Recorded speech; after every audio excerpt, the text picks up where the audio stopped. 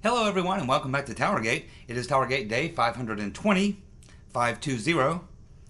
August the 14th, 2018, Tuesday. Thank you so much for tuning in. Well, of course we all heard yesterday about Peter Strzok being fired. Strzok has been fired. What took him so long? Should have been fired a long time ago. So we have here that Peter's been stroking us, was fired. He was escorted out of the building on Friday the 10th. Peter's been stroking us and his attorney challenged the decision, but to the Office of Professional Management, or the OPR, Office of Professional Responsibility. But David Bowditch, who's now the Deputy FBI Director, overrode the decision. So do you believe that? Do you believe that they actually had cut a deal with him, which was to give him 60 days suspension, probably paid? You've been part of a coup. Let's go ahead and give you a 60-day paid vacation, Pete. So go ahead and take care of that, would you? But fortunately, this Deputy FBI Director, David Bowditch, overrode that decision, and so Peter's been stroking us has now been fired. And he's complaining. He says he's getting a raw deal. He was just exercising his First Amendment right to free speech. I don't think the First Amendment covers a frame-up. It doesn't cover exonerating a criminal and then framing an innocent person, you see. It doesn't work that way, Pete. But it's probably good because Peter been stroking us at this point. I think he needs this time off. I mean, he needs plenty of time to get together with a good criminal defense attorney and plan his defense strategy, because he's going to need one, because he is going to be going to jail. Big time. Big time. He will probably be hit with more charges next to maybe McCabe and maybe Orr than anyone. Now, why is this important? Well, it's important for a bunch of reasons, but aside from the fact that all the things that he did that were highly criminal in nature, and he should have been fired a long time ago, he should be in jail right now, actually. What's important here is that he is the guy who launched the counterintelligence operation, which then somehow, without any evidence, morphed itself into a criminal investigation, which then was taken over by Uncle Bob the Executioner. So Uncle Bob is conducting an investigation that was started by this criminal without any evidence. Therefore, Peter's been stroking us is firing because he was the one who started the investigation Uncle Bob is now engaged in. It should be shut down. Uncle Bob should be shut down, and he too should be, and I believe possibly maybe, facing his own criminal liability.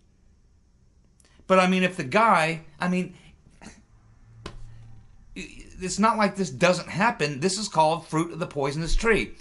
If there's an investigation going on and you find out that the person who headed up the investigation was behaving in a criminal manner or an unprofessional manner, or he soiled the case, he dirtied up the case for bias or for whatever reason, that's it. The judge throws the case out.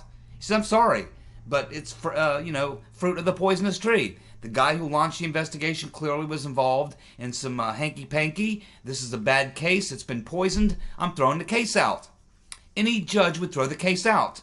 Uncle Bob the Executioner knows that he took over the investigation. Well, it was a counterintelligence operation, which then became a criminal investigation somehow without any evidence, all started by the guy who's now been fired for all the things he did. Uncle Bob, tomorrow morning, Uncle Bob should step up to the microphone and say, I'm sorry, but I have to shut it down. Because the guy who started all this, the investigation I'm working on, it's all based on this guy. And now we know that this guy was running afoul of the law. The case is poison. Uncle Bob could never get a conviction. Why would he continue? He can't get a conviction on anybody. Everybody he's trying to convict, if their indictment came as a result of anything associated with the investigation started by Peter's been stroking us, is fruit of the poison tree. And I'm sure Manafort's lawyers are going to argue that. Flynn's lawyers will argue that.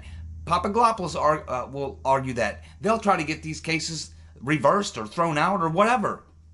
Rejudicated, something. I mean, it's poison. Everything that Strzok touched is poison. Uncle Bob should shut it down. The whole thing. We're living really through an extraordinary time, my friends. I know it just happened, and I know in a sane world, if we lived in a sane world, this is exactly what would happen. Mueller would have to step up and say, "I'm sorry, I got to shut it down, man." You think he will? No. He's protecting his own criminal wrongdoing from the past and all of his friends. Who's going to make him step down? Sessions? Rodenstein? Gowdy? Who is it? Nobody. Even got Trump tweeting out. That should be the end of it. Got other people saying that should be the end of it. I mean, judges. That should be the end of it. It's just, we're living through some really extraordinary times, but, all this is building up and we're getting there, my friends, as you all know, day by day by day, we are getting to the truth. It's not too far down the road. And by continuing all this, being a part of this, whether it's Uncle Bob the Executioner, any of the people on the Hillary donor posse, Rodenstein, and even Sessions himself, allowing this to go on in itself, when we find out all the criminality that went on, and then we look back on it and say, wait a minute, how could Sessions, Rodenstein, and Mueller and his team not have known all the things have been now discovered? They had to have known. And what did they do? Nothing. They defended it. They let it continue. Supported it. I believe that makes them accessory to the fact. Part of the conspiracy. Part of the cover-up. They might not have been part of the crime, but they're certainly part of a cover-up. It was a cover-up that took down Nixon, not the crime. The crime was a petty burglary. It was the cover-up of knowing about the crime. Nixon wasn't even involved. He didn't even know they were going to break into the Watergate. They were doing that on their own. Working for him, but they didn't come and say, hey, Mr. President, how about we break into Watergate? As far as we know, Nixon didn't really know that. But once it happened, and they said, yeah, well, that was our guys that did that. Uh-oh, we better put the kibosh on that. And so it was the cover-up. Nixon didn't even know about it when it happened. He wasn't part of it. He didn't plan it. He didn't give it the approval. Doesn't matter. So it's the same case here. Sessions, Rodenstein, whoever can say, well, I didn't know anything about it. Yeah, but once you did find out, you let it go on. And, in fact, you supported it. There's a lot of people going to jail, my friends, and I'm telling you. I'm just telling you. That's what's going to happen. Maybe 6 months, a year, 2 years, whatever. But this stuff's all going to shake itself out. These people have a lot of problems. Devin Nunes is getting closer to tying the rotten reverend to the frame-up. Nunes says that the rotten Reverend Clinton colluded with nearly every top official in the Justice Department and the FBI. Nunes is suggesting that the Clinton campaign acquired the information and fed it to the DOJ and the FBI to open a counterintelligence operation. Well, I've been saying this for a very long time. It's just a matter of finding the fingerprints. The Clintons are very, very slick. They don't leave their fingerprints behind. They leave other people's fingerprints behind so that they have total plausible deniability. So that the rotten Reverend Clinton can sit there in front of a jury and go, well, I don't know. I didn't know anything. I was just running for president, and I had people working for me. I had thousands of people working for me, and a big organization, and lots of things going on. And yes, I know Cody Shearer. Oh, yeah, this guy's one of my closest friends for years, but I had no idea he was passing information to Christopher Steele. No one told me anything. I read about it in the Wall Street Journal, in the Washington Post. Someone sent me an email. That's how I found out. Unbelievable. Yes, of course, the rotten Reverend Clinton is up to her eyeballs in this. She was one of the principals of this operation. Of course, she was involved in feeding it. She's connected to everybody. Take Hillary Clinton, take a big piece of, like, you know, cardboard paper, whatever you've got that you buy like in an art store, put her right in the center, write her name, put a circle around it, and then write down the names of everyone involved in this entire fiasco, this entire frame-up. Write their names, and then draw a line to everyone that is connected to the rotten Reverend Clinton. And it may be one step removed, but generally not much more than that. And you will find that everybody is connected to the rotten Reverend Clinton. Yet she will sit there and claim that she knew nothing. It was all going on around her, and she had no idea. Completely in the dark. You gotta wonder, you can only get away with that for so long. Eventually, just no one believes you anymore. I quit believing her a long time ago. You know, the way that she beat that rap in the TowerGate, firing all those people on TowerGate, it was brilliant, really. I mean, I gotta say, the rotten Reverend Clinton, she's a brilliant criminal. I mean, one of the best. I mean, she should be in the Hall of Fame, the Criminal Hall of Fame. So, in case those of you who don't remember, back in the 90s, when the Clintons came into the White House, the rotten Reverend Clinton wanted to get her friends in at the White House running the travel office. Now, the travel office, those are career professional people. You know, they work through many administrations. You know, they don't change with the administration. They're not political appointees. They're people that work and who arrange travel for the president and people on his staff and other people in the White House, people in the cabinet. And so the Clintons come in, and they had these really good friends of theirs that they wanted to, you know, put in charge and put all the friends in. So the rotten Reverend Clinton comes in and essentially, you know, directs, you know, people in the travel agency to fire them, including the head guy. And then, when a big stink was made about it, they did what they normally do, what the Clintons normally do, is they went on the attack against these people who they fired wrongly, went after them to destroy their credibility and their character. And when the thing finally made its way through to the end, the way that the rotten Reverend Clinton got off the hook was that, you see, she was First Lady. And while the First Lady doesn't have the authority to fire anybody, she doesn't have an official role in the government, she's just the First Lady. It's a ceremonial role. So even though everyone knew, and there was testimony to show that she is the one who said, I want those people fired, I want my people, the Tomlinsons, I want the Tomlinsons in, and I want all those people fired, what they eventually determined was, hey, Hillary's lawyer, you know, on her defense is, hey, you know, yeah, these people may say that, yeah, they all know it was the rotten Reverend Clinton who wanted these people all fired, but the fact of the matter is, the First Lady can't fire anybody. She doesn't have the authority. You see. She doesn't have the authority to fire anybody. Well, no, she really doesn't, but everybody was terrified of her, and she said, I want them people gone, I want my people in and them out. And they you know, when Hillary said jump, people said how high. Everyone was terrified of her. Even Bill Clinton, her husband, was terrified of her. Ask Dick Morris. He was there. That's how it works with the rotten Reverend Clinton. And that's what she'll say this time. Well, I didn't have the authority to direct Peter Strzok to launch a counter-intel operation. I didn't have the authority to make John Brennan send O'Connor's lures into Europe. I didn't have the authority to have the British GCHQ spy on Trump Tower. I didn't have the authority to do any of those things. I'm just the rotten Reverend Clinton running for election so I can help the people.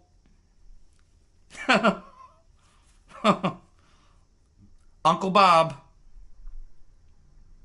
As I said before, is Uncle Bob going to find himself under investigation? His case is wrecked. Totally wrecked.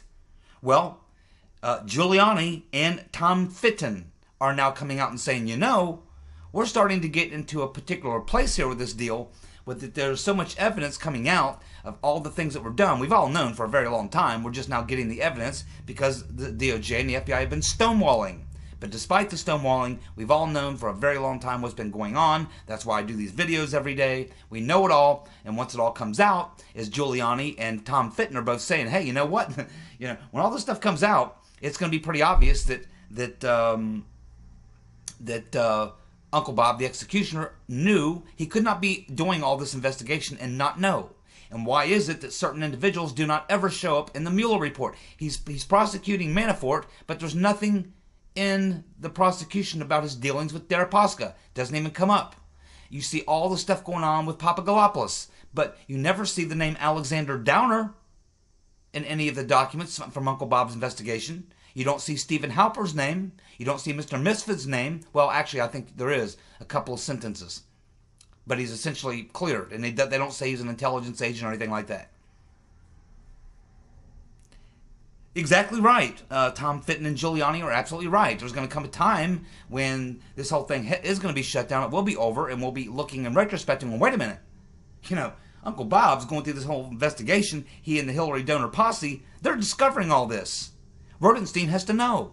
Sessions has to know. And they did nothing. Not only they did nothing, they cheered him on, supported him. I mean, you're starting to get into some serious issues here with covering up.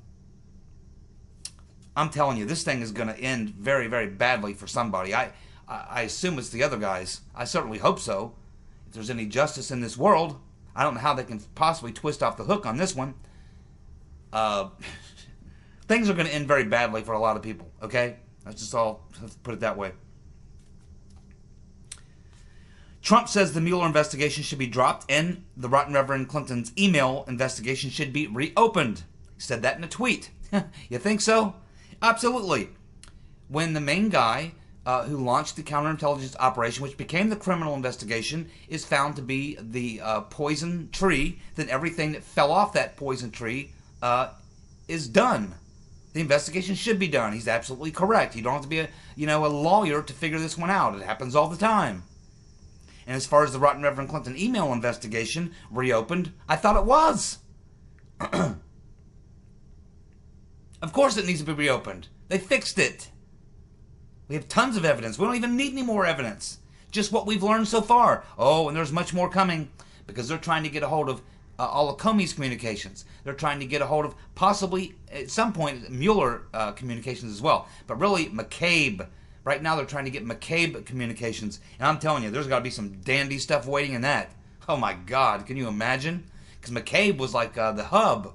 He was like the hub in the wheel.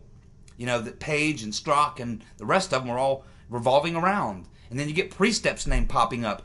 I didn't even mention this because I didn't have time to get to it yesterday. We find out now that at the time that Papadopoulos was meeting with Alexander Down the Hatch Downer, Bill Priestap was in London. Oh yeah, he was in London for a week. And it was during that week is when the conversation between Alexander Down the Hatch Downer and Papadopoulos took place in the bar there. So Mr. Priestap's in the UK at that time. My. Well, the Antifa thugs have threatened to kill Trump on video, by the way. I mean, they're walking up to these Antifa people this past Sunday at this protest, putting the camera up in their face and going, yeah, if I had a chance, I'd kill Trump. Yeah, well, they're all going to be getting a visit from the Secret Service. Needless to say, you'd think they'd be smart enough to know that, but we can assume they're not. Recent documents have been turned over to Congress by the FBI and the DOJ, which show how close the DOJ and the FBI officials worked with Fusion GPS in relation to the Trump Tower meeting, which was a setup, no doubt. I've pointed this out. This was from an article in Real Clear Investigations by Lee Smith, who does awesome work. And other people have been picking up on this story. I mean, all stuff that I pointed out 6, 8, 9 months ago. When you look at each of the individual players, and then we learn what we just learned from McCain, the fact that McCain is actually the one who gave the names of Okhmichin and Vetselnskaya to Fusion GPS, who knew them both very well because they'd both done work for Fusion GPS. Vetselnskaya was working on the Magnitsky Act. I mean, it's just a big cauldron of, oh God, it's just a big cauldron of bubbling crimes, man. Take your pick. Pick a crime, any crime. There's just thousands to choose from. So yes, of course we know that. And of course this is something that showed up in the Gateway Pundit as a result of comments that Mark Meadows and Jim Jordan have made about the fact that they've been getting quite a few documents in the past couple weeks. They've been talking a lot about it, but they've been getting a lot of stuff.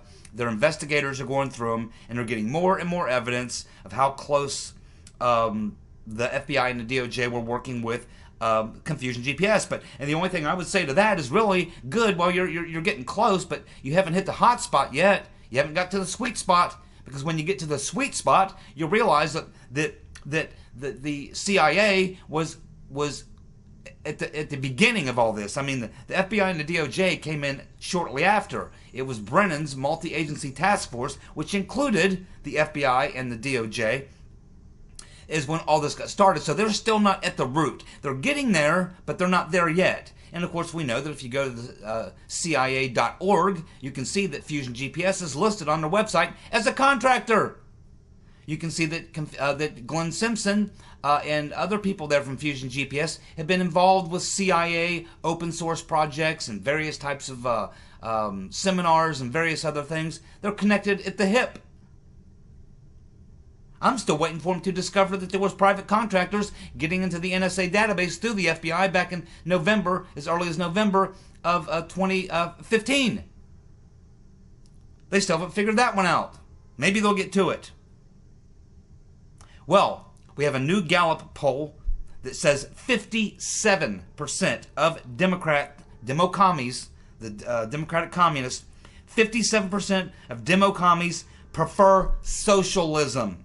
This is a Gallup poll. 57% of Dems prefer socialism. No, actually they prefer communism. And you can mince words if you want to, but I remember watching during the 2016 campaign when what's his name from Project Veritas, James O'Keefe, is at he went to 2 or 3 Bernie Sanders rallies. He's walking around and he's talking to Bernie Sanders supporters. And many of them were buying into this democratic socialism line, but there was a whole bunch more that he talked to that flat out said, no, we're communists. Screw the democratic socialists. That's only halfway.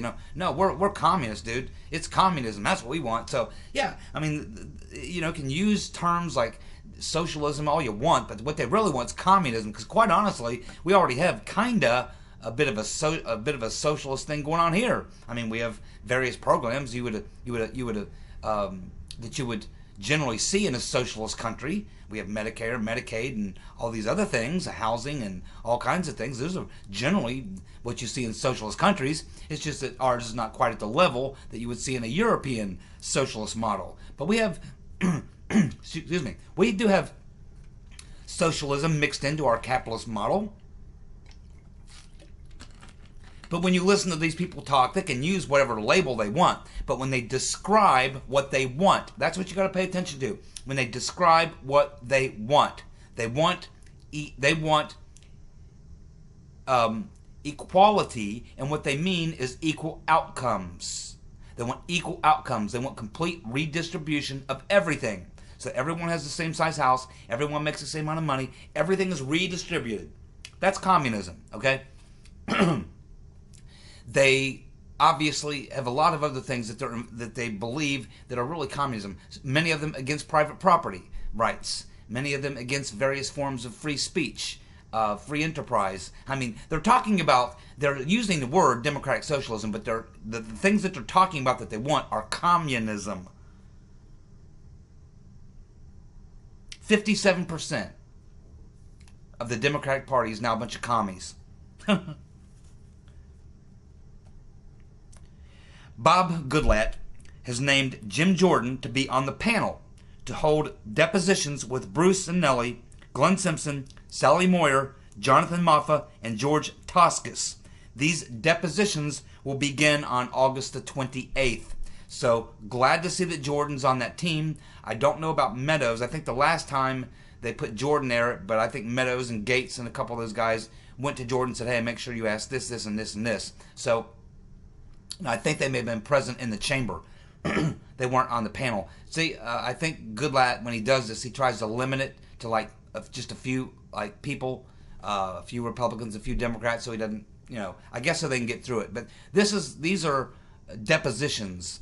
So it'll be interesting. I mean, we already know that Glenn Simpson had already been interviewed in one of these deals. He's lied multiple times. We have seen no charges filed against him. Why are you going to interview the guy again? You just know he's going to lie to you again. Nothing's going to happen to him, obviously. These people lie to Congress and the FBI and everyone else that will, because they know that they got protection, they got cover. They know too much. These people know too much. They can do too much harm to too many powerful people. So until you get an AG and an assistant AG who are not corrupt, who will prosecute the criminals, why should they tell the truth? I wouldn't. Just keep on denying it. Keep on lying. Nothing's happened to anybody so far. McCabe, nothing's happened to him as far as I know. Okay, we have Ocasio. Oh boy, she's a gift that keeps on giving. Ocasio, Marty Feldman Eyes, Cortez. Of course, we know that her latest deal out there in Hawaii, she goes out there to Hawaii to campaign for this Democratic communist. She gets so caught up in her speech that she forgets to even announce him, walks away from the podium, forgetting that that's the entire reason she was there. She was there to give an endorsement and then announce this person so they could come up to the microphone and talk some more communism. But she completely forgot to announce the guy's name. She's a dingbat. She walks away from the podium, people clapping, and the guy's probably saying, wait a minute, wasn't she supposed to announce me? Isn't that why she's here? Well, that guy lost. He lost. He's got a strange name. I didn't write it down because it doesn't matter. He's a nobody and he never was.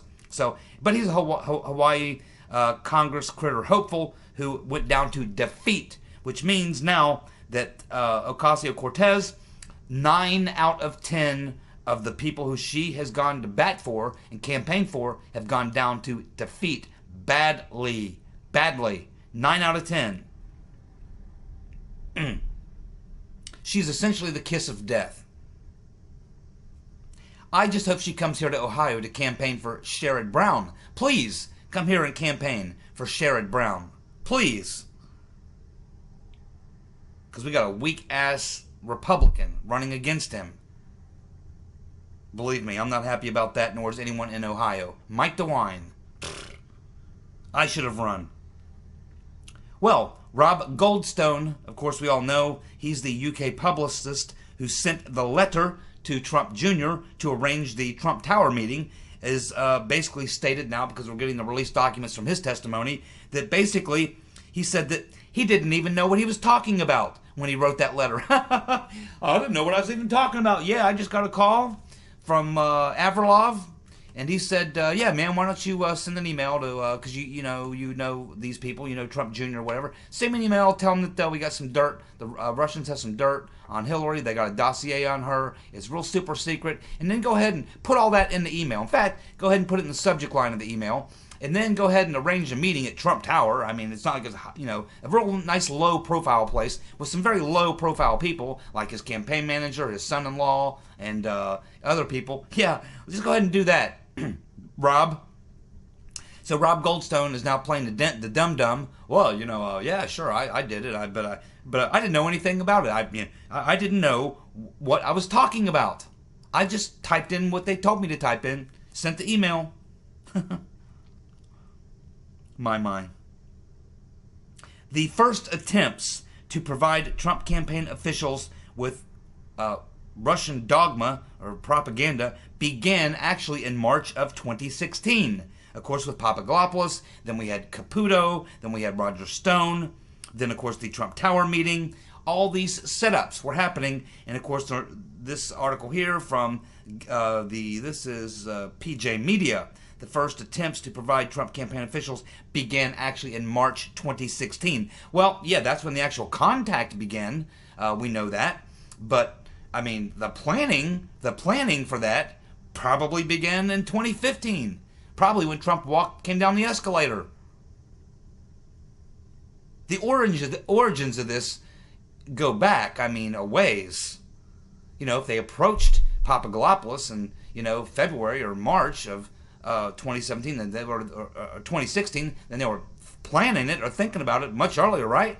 It's common sense. And of course, the people trying to provide this information to Papadopoulos and Caputo and Stone and the guys at the Trump Tower meeting are all people connected to either Western intelligence or the Clinton campaign. Yes, and the State Department and the FBI and the DOJ, and it all began with the CIA, and the CIA with John Brennan. Then he put together the multi-agency task force, which brought in all these other groups, and it was a full effort by the entire Obama administration. FBI, DOJ, State Department, foreign governments. I mean, come on, man. I mean, this is nice to know that they're finally, writing about it. But I've been talking about this stuff for a long time.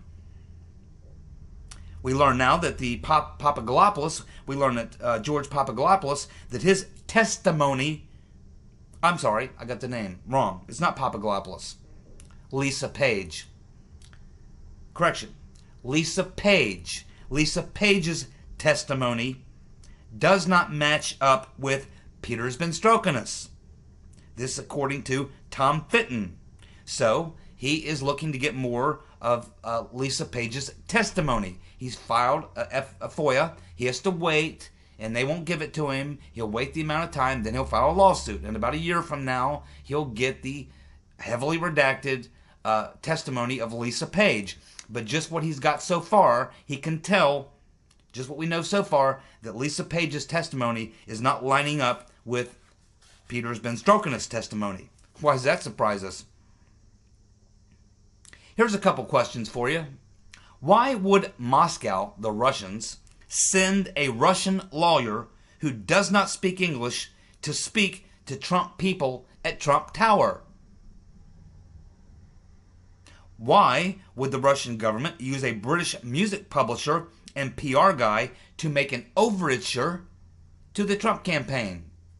Well, you wouldn't do either of these things unless you wanted to get busted, flat out red-handed. Does that sound like a professional intelligence agency? The thing that, Putin being a former intelligence officer himself? I mean, the Russians are damn good, obviously, at intelligence. They always have been damn good. That's one thing they do well. They don't do much well, but they surely do intelligence very well, spying. They're very, very good at it.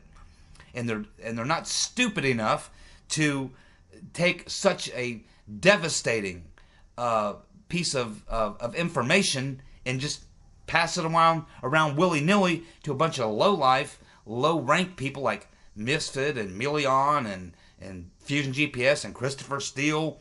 And they certainly wouldn't give it to Vetselnitskaya, who doesn't even speak the damn language, and say, yeah, go over there and feed that stuff to him. Why would they do that?